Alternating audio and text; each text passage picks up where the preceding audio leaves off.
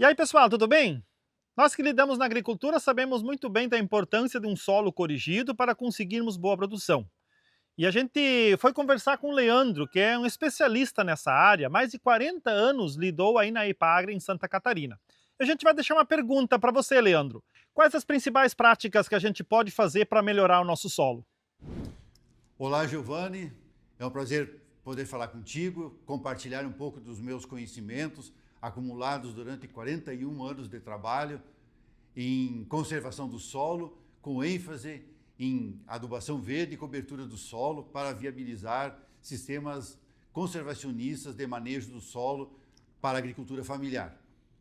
Então, com relação à tua primeira pergunta, nós podemos dividir essas práticas de manejo e conservação do solo em três tipos: as práticas edáficas, as práticas vegetativas e as práticas mecânicas.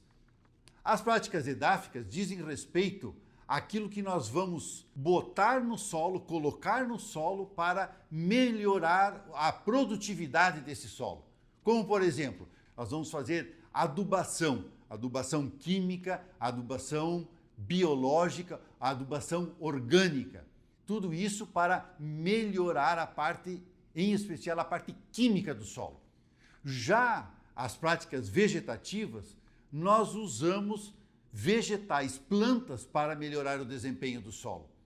E finalmente nós temos práticas mecânicas, que é o uso então de equipamentos para mexer com o solo e construir algumas estruturas que vão conservar o solo.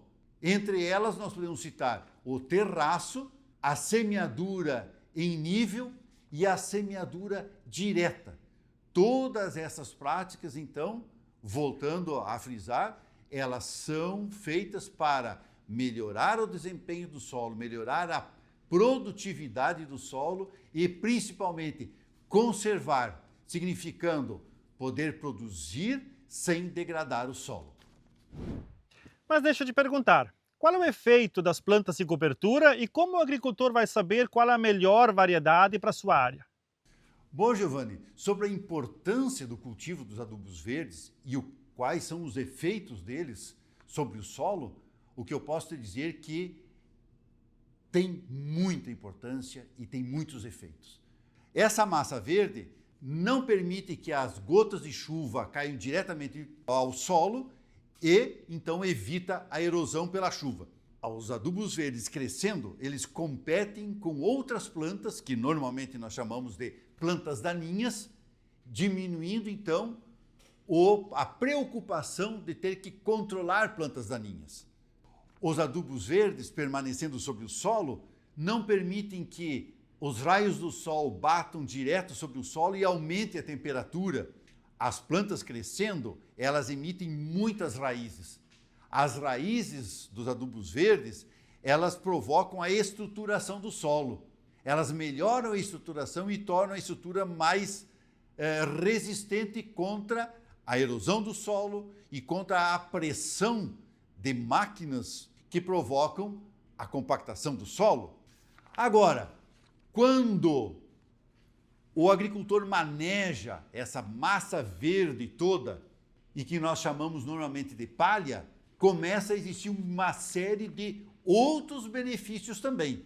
A palha sobre o solo também não permite o contato, o impacto direto das gotas de chuva e evita a erosão. Não permite que os raios do sol batam direto sobre o solo, aumente a temperatura e prejudiquem o crescimento dos organismos do solo e prejudiquem o crescimento da própria planta. E, finalmente, com a decomposição da palha, ao longo do tempo, ela colabora para o aumento da matéria orgânica. Agora, qual a melhor cobertura do solo para a minha área? Essa é uma questão realmente muito particular. Não existe uma receita igual para todo mundo. É importante que o agricultor conheça 1, 2, 3, 4, 5 tipos de adubos verdes, se possível de inverno, de verão, e vá testando aos poucos na sua lavoura e vá adquirindo a experiência necessária para ir consolidando o seu sistema de produção. Os mix hoje são recomendados porque o cultivo de várias espécies ao mesmo tempo pode trazer mais benefícios para o agricultor numa única vez. Então eu já estou no caminho certo, Leandro, porque lá, alguns anos atrás, nós só conhecíamos a aveia. Hoje nós já usamos o capim-sudã, o milheto, a grotalária, e para as próximas safras vamos estar implementando outras gramíneas, outras leguminosas nas nossas áreas aqui, para melhorar o nosso solo. E uma última pergunta. Nós temos uma área de terra de 11,5 hectares na propriedade, onde 4 são usados para o tabaco e as demais áreas são mata nativa, potreiro e também subsistência, onde plantamos o nosso alimento. É possível propriedades pequenas como a nossa, ou menores ainda, usarem essa prática com eficiência? E daí, a agricultura conservacionista ou agricultura regenerativa pode ser feito em qualquer propriedade? Logicamente que sim. Independe do tamanho da propriedade. Sempre existe possibilidade de ser feita qualquer tipo de prática de melhoria do solo ou de conservação do solo em qualquer cultura. Nós podemos fazer para a produção de grãos, para a fruticultura e também para a produção de fumo.